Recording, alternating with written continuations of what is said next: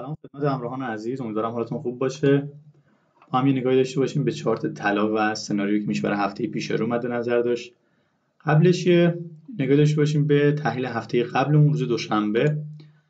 در این تحلیل انتظار داشتیم قیمت از ناحیه 2896 برگرده 2938 رو ببینه و از اونجاها ریزش تا محدوده 2870.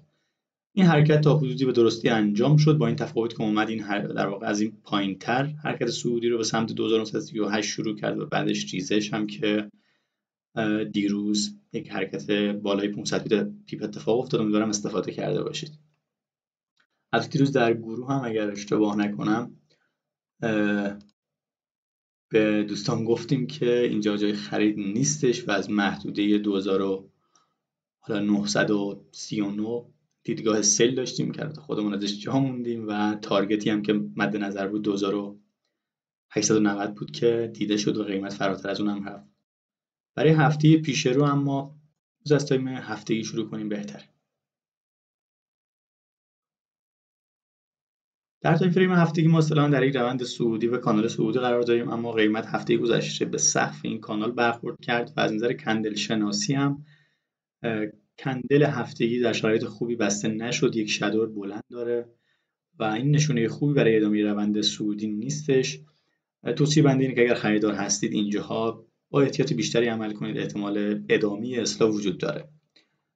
و در تایم فریم روزانه هم همونطور که مشاهده میکنید یک کندل قوی نزولی داریم برای روز جمعه، اما خب برای فروش پیشنهاد میشه حداقل منتظر برگشت قیمت تا این نواحی باشید و از اینجا اگر ستاپی داد میتونیم فروشنده باشیم تا این تارگت ها.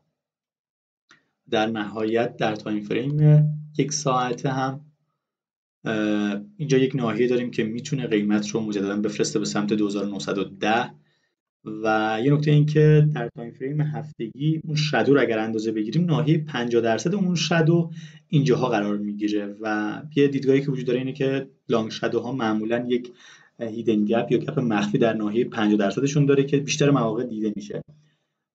با این تفاسیر احتمال رویت شدن این ناحیه زیاده و اگر فروشنده هم هستید منتظر واکنش قیمت به این سطح به این ناحیه باشید و اینجا اگر به ما ستاپی بده میتونیم فروشنده باشیم تا این تارگت 2842.